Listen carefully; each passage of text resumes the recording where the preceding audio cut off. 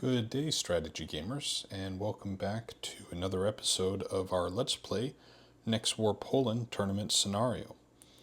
In this episode, we're going to be going through the air naval phase, which for this scenario will just be air elements, and we will see if we can get through to the second special operations phase. I don't know that we'll start with the first strike phase though for length of the video, but we'll see how we're doing on time. Just to pop up the sequence of play here so we can check where we're at. We've already conducted the weather phase per tournament scenario. Initiative phase is determined by tournament scenario. We did our electronic detection phase in the last episode, and we did our first special operations phase for the non-allied player. We now move on to that air naval phase. The tournament scenario specify that sections 1A through C are not used during this scenario, so they can be skipped, which brings us then to 1D. Both players place air units in the air superiority box. And this is right here in the center of this tournament map. So I'm going to go ahead and zoom us in so we can be a little closer to the action. And then we'll go through and resolve the air superiority combat step. So we'll see you zoomed in. So during this part of the sequence of play, normally, if you were playing face-to-face, you would probably put some type of divider across this display that's provided for the scenario you're playing, and that way you would be committing units to air superiority missions blindly. You don't know how much of the enemy's air force is going to sortie and try to control the skies, and equally you have that advantage against your opponent. Obviously, this is one area that when playing solitaire in the system, you just have to try to play both sides to the best of your ability. And I'll be honest, with most of my opposed play, you generally don't see too many big surprises, and certainly none that really usually influence the turn of the game. So please don't feel like you're missing out if you're doing this solitaire for the allocation of air units to the air superiority box. We're going to go ahead and allocate first the allied air units to the box, and then we'll go ahead and do the non-allied. So we have some Typhoons, both German and British, that we are going to allocate. And then we are also going to take the Polish F-16s and allocate them. And then we'll take the Polish MiG-29 here. A little remnant of a bygone era for the Polish. And then the Su-27, or 22, excuse me. I'm actually going to keep that in reserve for possible combat air support missions or strike missions when we get to those phases. And then when we look here to the right, the U.S. Air Force, their assets are really based around bombing capability or Wild Weasel, which we will get to in the strike phase. So we'll hold tight on those.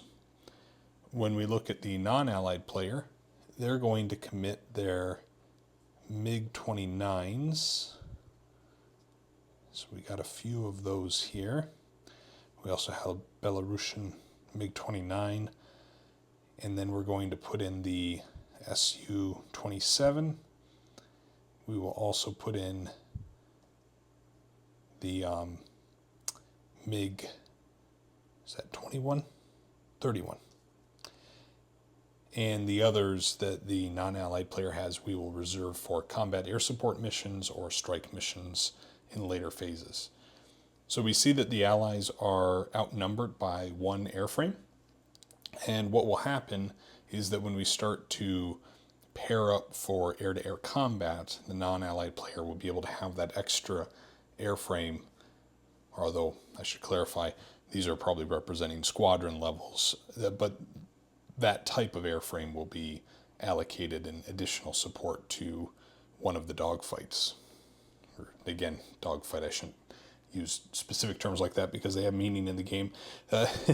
The extra unit will be allocated to support their friendly units in air combat. Let's put it that way. So now that we have that done, it's off map, but the non-allied player does have an AWACS advantage of 1. And what that means is they get to go first in determining which of their air units will match up against which enemy air unit for air-to-air combat. If we had AWACS advantage of 2, we would do the first 2 allocations, and then we would hand it off to the opposing player.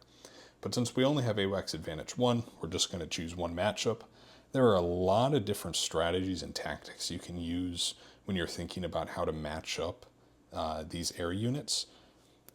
From a non-allied player, considering that number of air units remaining has a consequence, and we have a numerical superiority, I'm going to take my superior MiG-31 here, and superior in the sense that it has standoff and long-range capability, not necessarily that it's a better combat strength. And we're going to match it up against this Polish MiG-29. To the right of the silhouette of the airframe is the pilot skill. Higher is not good, lower is good. So this pilot skill is worse than the non-allied. And we have standoff range, long range, whereas the Polish does not. So we'll get a free fire event without being shot back at. So there are a couple benefits to the non-allied player with that decision. Now the allied player is going to try to use a slightly similar methodology. They're going to take their German Typhoon and they're going to match it up against the Belarusian MiG-29 with a high pilot skill and no long-range capability. And we'll now go ahead and take the Su-27, and I think we will match that up against this F-16. Scratch that, we'll do this F-16. The allied player will again use their Typhoon, and they will match it up against this MiG-29, and then that leaves the non-allied to take the Su-27 against this F-16, and then we have one remaining.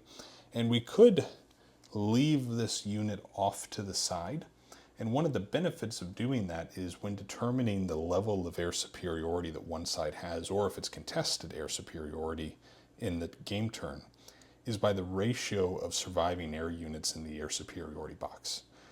So if you have, say, 5-to-1 the number of remaining air units in the air superiority box, you would have a supremacy of air superiority, which gives you in-game benefits then during the turn. On the operational map, that is, and in other dice roll modifiers for various activities. I think we're going to allocate this unit to try and make sure we knock out some of these Polish F-16s, as they're not quite as good as the Typhoons. We'll just hope that maybe on one of the Typhoons we can get lucky, but it's going to be tough. Let's go ahead and allocate it. Well, yeah, let's actually allocate it over here. Make sure we get this guy off the board right at the beginning. And now what you do is you just go through engagement by engagement and resolving on the advanced air combat table, which I'm putting into frame here. There are 3 different stages or sequences to each of these engagements, and we'll do one engagement at a time. So we'll focus in on this MiG-29 versus the MiG-31 and MiG-29 of the non-allies, and we'll resolve that engagement fully before we move on to the next. We'll go through on 2 or 3 different stages of the advanced air combat, depending on the capabilities of the airframes involved. Units with 2 asterisks have long-range capability. Units with 1 asterisk have standoff capability, and all air units that have an air strength without parentheses, at least, have dogfight capability. So we're going to go ahead and start with the long-range combat, and we don't see any DRMs because it's not a storm turn, and this is not a strike or combat support aircraft mission. So there's no DRMs on these rolls, and we're only going to roll for this MiG-31 as it has long range. None of the other airframes have that capability.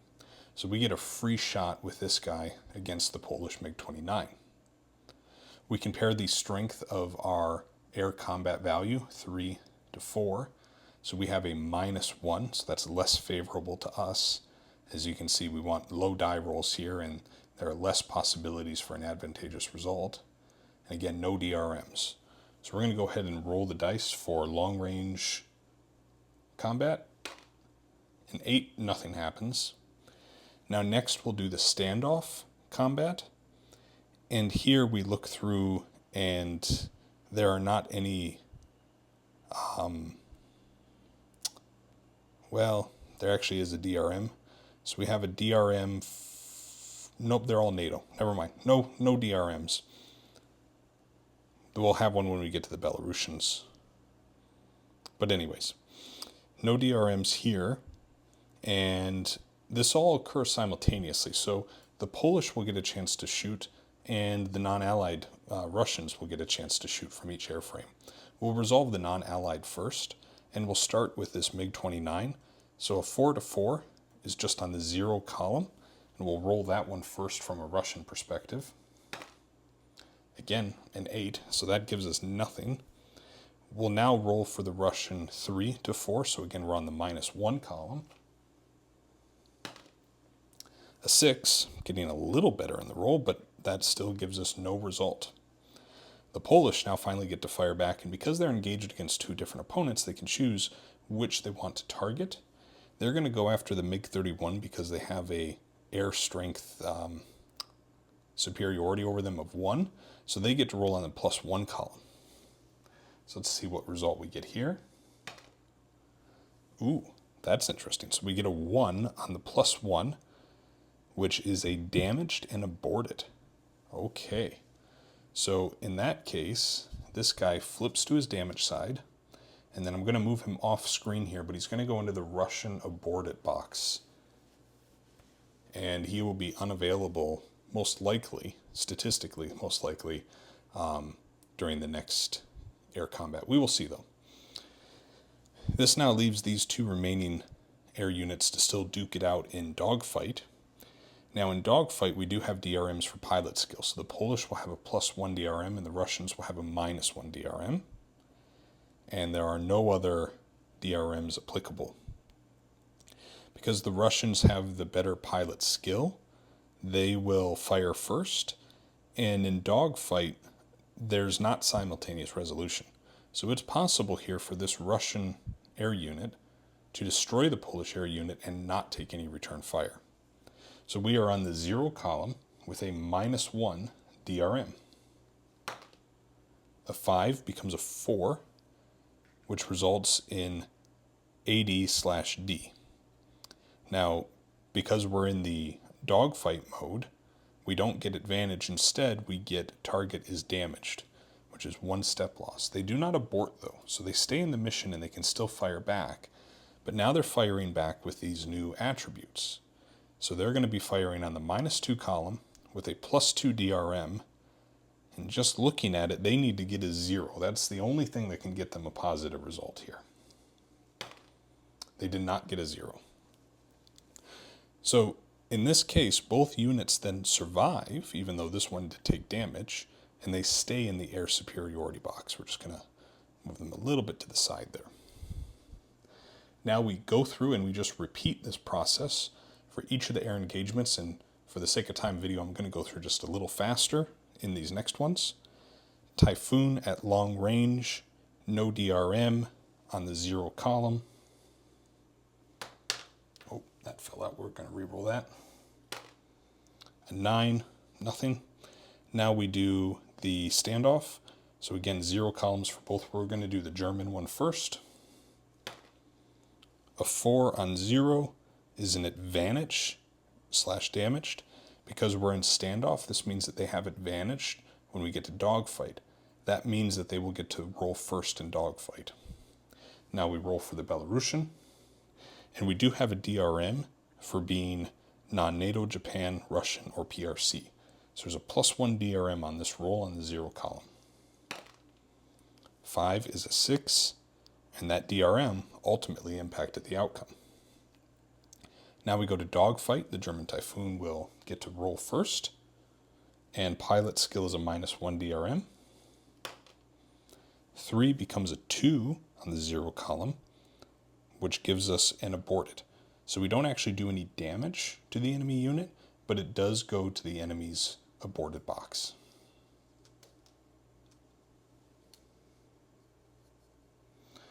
Now we're going to go ahead and resolve this Polish versus Russian air combat, the F-16 versus the Su-27.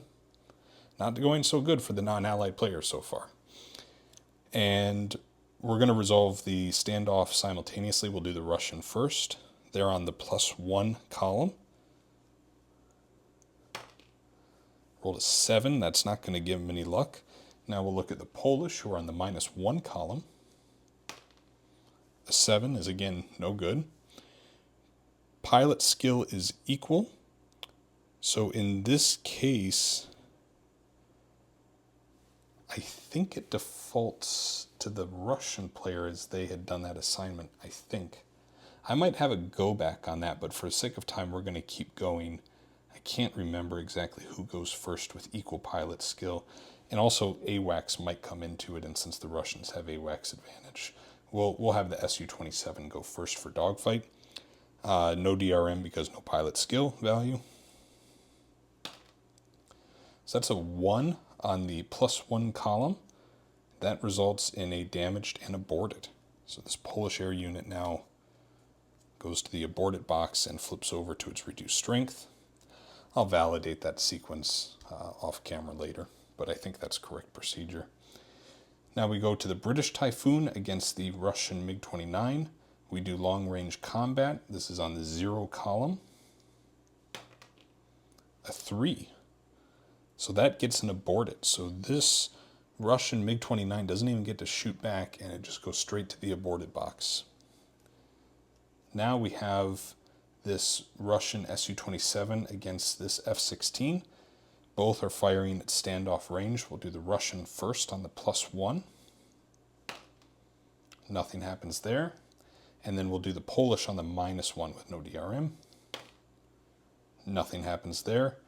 Again, we're in the same situation, same pilot skill. AWACS advantage, I think, will go to the Russians.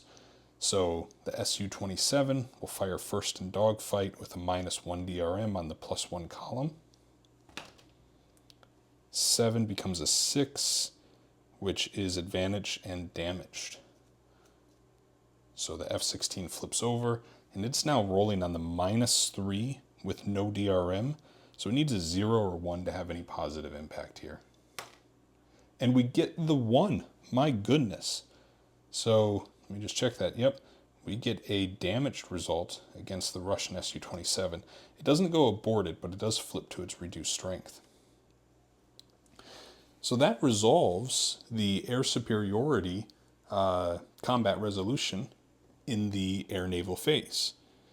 Next, I'm going to zoom out, and we're going to look at a couple of things, such as the adjustments to air superiority, AWACS advantage, etc. One quick correction when we were in the dogfight mode and which fired first. I did get that incorrect. It wasn't pilot skill, it's the air combat strength. And this actually is a slightly worse outcome now for the Russian player.